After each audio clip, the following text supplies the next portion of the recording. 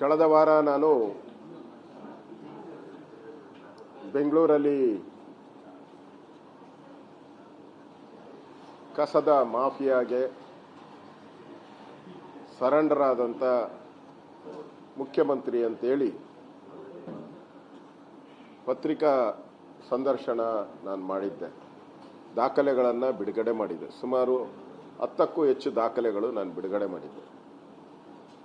ಅದರಲ್ಲಿ ಫೈನಾನ್ಸ್ ಡಿಪಾರ್ಟ್ಮೆಂಟನ್ನು ಕೂಡ ಈ 39,000 ಕೋಟಿ ಏನು ಹಣ ಇದೆ, ಅದು ಬೆಂಗಳೂರು ನಾರ್ತ್ ಸೌತ್ ಅಂತೇಳಿ ಟೆಂಡರ್ ಕರೆದಿದ್ದೀರ, ಅದು ಒಬ್ಬರ ಪಾಲಾಗಕ್ಕೆ ಅವಕಾಶ ಒಳ್ಳೆಯದಲ್ಲ. ಮತ್ತು ಈ 39,000 ಕೋಟಿ ಬೆಂಗಳೂರ ಜನರ ಪಾಲಿಗೆ ದೊಡ್ಡ ಹೊರೆ ಆಗ್ತದೆ. ಮನೆ ಟ್ಯಾಕ್ಸ್ ಎಷ್ಟು ಬರುತ್ತೋ ಅಷ್ಟು ಕಸದ ಟ್ಯಾಕ್ಸೂ ಅಷ್ಟೇ ಬರುತ್ತೆ ಈಕ್ವಲ್ ಆಗಿ. ಆ ಸ್ಥಿತಿಗೆ ತಲುಪುವಂಥ ಒಂದು ದೊಡ್ಡ ಹಗರಣ ಇದು ಅನ್ನೋದು ಮಾತನ್ನು ನಾನು ಹೇಳಿದ್ದೆ.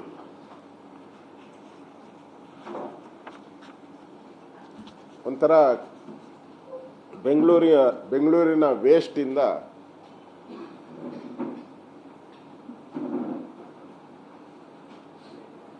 ಹಣ ಮಾಡೋದು ಹೆಂಗೆ ಅಂತ ಕಾಂಗ್ರೆಸ್ ಅವರು ಕಲ್ತುಬಿಟ್ಟಿದ್ದಾರೆ. ಕಸದಿಂದ ಕಾಸು ಹೊಡೆಯುವಂಥ ಒಂದು ಸಂಚಿದು. ಬೆಂಗಳೂರಿನ ಕಾಂಗ್ರೆಸ್ ಹೈಕಮಾಂಡ್ಗೆ ಈ ಗಾರ್ಬೇಜು ಒಂಥರ ಲಗೇಜು, ಬೆಂಗಳೂರು ಜನತೆಗೆ ಡ್ಯಾಮೇಜು.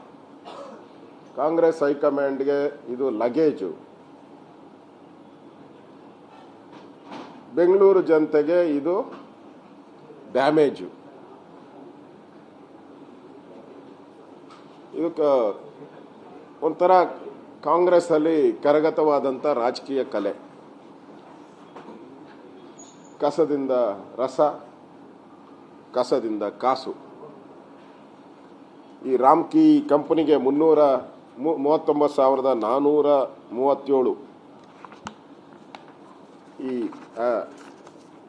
ಟೆಂಡರ್ ಏನಿದೆ, ಈಗಾಗಲೇ ನಾನು ಉನ್ನತಾಧಿಕಾರಿ ಸಮಿತಿಗೆ ನಾನು ಒಂದು ಪತ್ರವನ್ನು ಬರೆದಿದ್ದೀನಿ. ನೀವು ಬೆಂಗಳೂರವರು, ಅಂಜು ಪರ್ವೇಜ್ ಅವರು, ನೀವು ಬೆಂಗಳೂರು, ನಿಮ್ಮ ಮಕ್ಕಳು ಬೆಂಗಳೂರು, ನಿಮ್ಮ ಮೊಮ್ಮಕ್ಕಳು ಬೆಂಗಳೂರು, ಇದು 3 ತಲೆಮಾರಿಗೆ ಟ್ಯಾಕ್ಸ್ ಕೊಡಬೇಕಾಗ್ತೈತಿ. ಅದರಿಂದ ನೀವು ಮಾನವೀಯತೆ ಜೊತೆಗೆ ಬೆಂಗಳೂರಿನ ಒಬ್ಬ ನಾಗರಿಕ ಅಂತ ಹೇಳಿ ಕನ್ಸಿಡರ್ ಮಾಡಿ ನೀವು ಕೊಡೋಂಥ ಒಂದು ವರದಿ ಏನಿದೆ, ಅದು ಬೆಂಗಳೂರಿನ ಭವಿಷ್ಯದ ದಾಖಲೆ ಆಗೋತದೆ.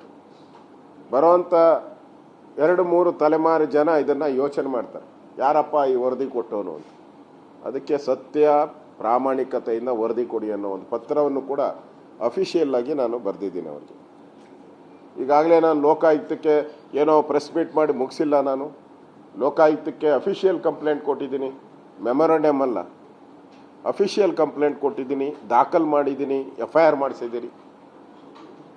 ನಾನು ಹೋದ ದಿನ ಕಸದವ್ರನ್ನೆಲ್ಲ ಕರೆಸಿದ್ರು. ನಾವು ಹೋಗೋಕ್ಕೆ ಮುಂಚೆ ಎಲ್ಲ ಕಸದವ್ರನ್ನೆಲ್ಲೂ ಲೋಕಾಯುಕ್ತರು ಕರೆಸಿ ಮೀಟಿಂಗ್ ಮಾಡಿದ್ದಾರೆ. ಒಂದು ರಾಜ್ಯಪಾಲರಿಗೂ ನಾನು ಮನವಿ ಕೊಟ್ಟಿದ್ದೀನಿ.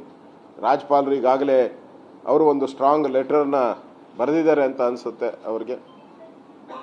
ಇದು ಬೆಂಗಳೂರು ಜನರ 30 ವರ್ಷದ ಭವಿಷ್ಯ. ಇದು ಏನೋ 30 ತಿಂಗಳಾಗಿದ್ದರೆ ಪರವಾಗಿಲ್ಲ. ಈಗ DK ಶಿವಕುಮಾರ್ಗೆ ಅವ್ರಿಗೆ ಟೈಮ್ ಇದೆ, 12 + 11 23, ಅವ್ರಿಗೆ 23 ತಿಂಗಳು ಟೈಮ್ ಇದೆ. ಇವ್ರು ಟೆಂಡರ್ ಕರೀತಾ ಇರೋದು ಯಾವಾಗ?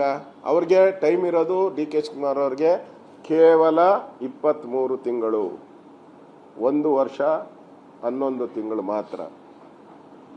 ಅವ್ರು ಟೆಂಡರ್ ಕರೀತಾ ಇರೋದು 30 + 30. ಯಾವುದೋ ಒಂದು ಪತ್ರಿಕೆಯಲ್ಲಿ ಬರೆದಿತ್ತು 30 + 5 ಅಂತ. ಅಲ್ಲ, 30 + 30, 60 ವರ್ಷ. ಅಂದರೆ ಎಷ್ಟು ಜನ್ರೇಷನ್ ಆಗುತ್ತೆ? 3 ಜನ್ರೇಷನ್.